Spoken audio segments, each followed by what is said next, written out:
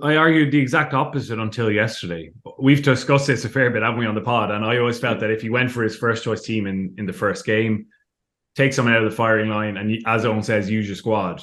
And I thought that up until Sunday. I wrote it in a piece for Monday morning. Then after we had the pod on Monday on the way back down the train, watched the game again against Romania.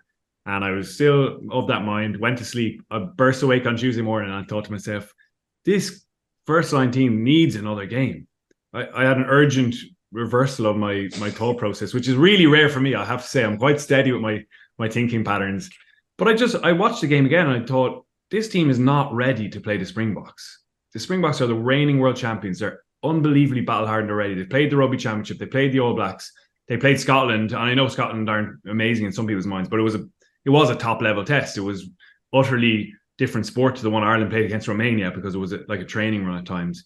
And I just thought they don't have the rhythm that allows them to be at their best. Yeah, they scored some great tries, but some of the defense was poor. There was instances of mistiming, of people getting ahead of each other. Some of the stuff we discussed on Monday. The line out, of course, is now, it's not quite a big issue, but they've got no rhythm in that. And if they don't get a good performance there, and maybe that's in training, maybe that comes in training, but is that a doubt in your mind against the most ferocious defensive line out and maul team in the world? So that's my kind of thinking now, is that there's a risk of injury, of course, this weekend.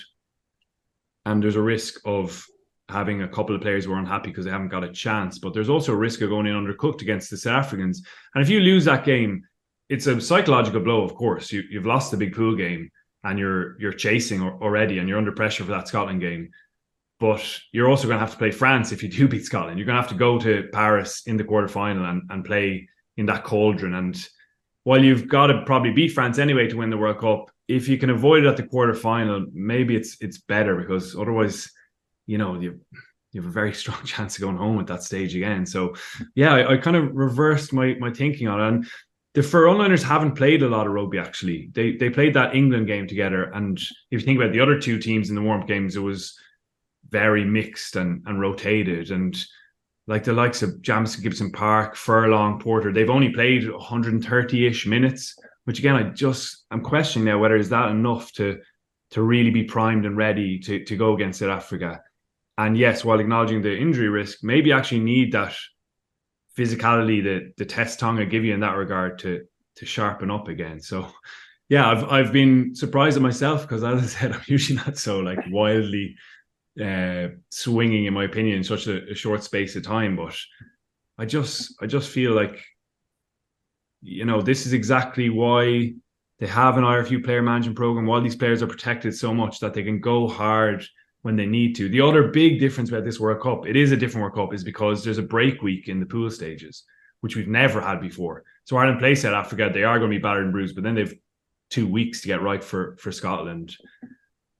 And yeah, in my mind, it's crazy to think that some guys might not get a start or maybe not even get an appearance. But with the use of the bench in the right way in this game and probably against Scotland, you probably could make sure that everyone is integrally involved. And I certainly don't think, if there was one or two guys who feel like they're peripheral figures, I don't think they would drag a group down. I don't think it's that kind of environment at all. And that's where it kind of landed. So it's early Wednesday when we're talking here. There's not much whispers yet, and I haven't heard anything, but that is my sense now, is that this is what they should do. And just the events across the whole weekend, watching France and how good they were, watching South Africa and thinking they're up to speed a little bit more. I know they had elements of rust in their performances as well, and bits they'll want to tidy up, but I thought it was just a different level to what Ireland had faced. And the last time Ireland put a really convincing performance together that they were pleased with, that they felt was the level they aspired to, was France in February.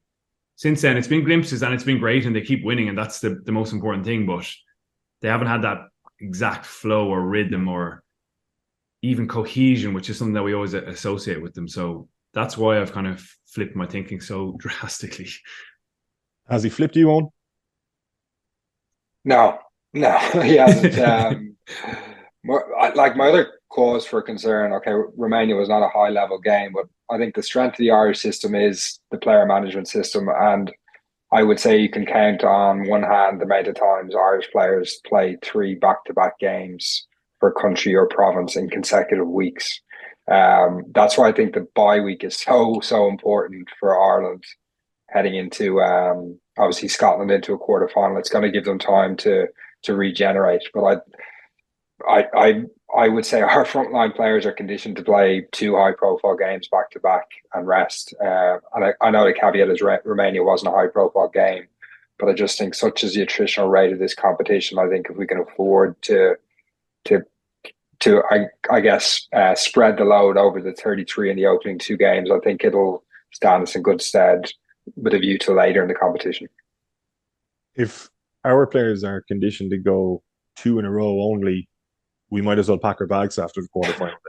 That's the other side. I was gonna add that point. Like, you kind of have to get that run going, don't you? And like, I don't mean to talk it down, and player management is important, but surely these lads can play 7 games, some of them, in what it'll be 8 weeks, would it? Including the Romania match, where I know it was really hot, and it really was hot. It was 30 minutes ball and play time.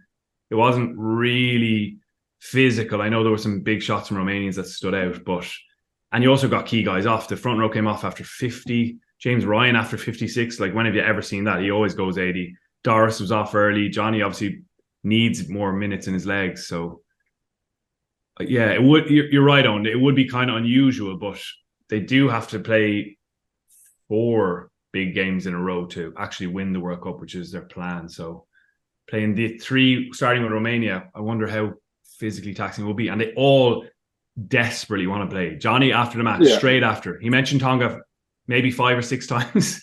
He just kept saying Tonga. He just kept saying how he wants to go again. Andrew Porter was up yesterday, and he kind of scoffed at the suggestion that he wouldn't want to play every week. He just said, like, and in his mind, he's like, that's my jersey. I don't want to be giving that to anyone. I've earned it. And it's the World Cup, and you want to play. And I've like the coaches do have to balance that with making sure there's a sense of buy-in from everyone. But as I said, I don't think that's in question at all.